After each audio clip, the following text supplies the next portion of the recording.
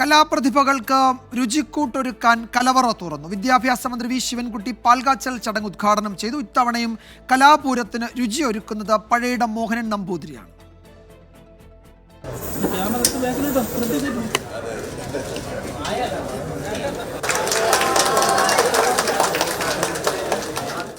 പുത്തരിക്കണ്ടം മൈതാനത്തിലാണ് ഭക്ഷണപന്തൽ.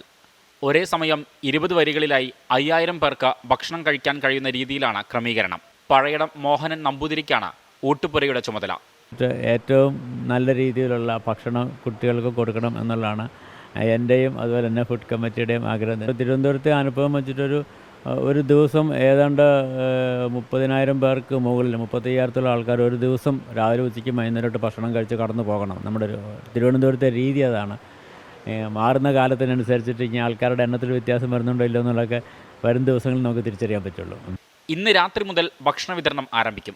രാവിലെയും ഉച്ചയ്ക്കും രാത്രിയിലും ഇവിടെ ഭക്ഷണമുണ്ടാകും. ഇത്തവണയും വ്യത്യസ്ത രുചികൾ കലാപ്രതിഭകൾക്കായി തയ്യാറാക്കും. എല്ലാ ദിവസവും മധുരമായിരിക്കും. ഇന്നിപ്പോൾ നല്ല മധുരമുള്ള പായസമായിരുന്നല്ലോ, രുചിയുള്ള പായസമായിരുന്നല്ലോ. എല്ലാ ദിവസവും മധുരവും രുചിയും പായസത്തിന് മാത്രമല്ല എല്ലാ വിഭവങ്ങൾക്കും ഉണ്ടാവും. മത്സരങ്ങളും രുചിയോ എല്ലാ മധുരത്തോടു കൂടി നടക്കണമെന്നാണ് എൻ്റെ ആഗ്രഹം.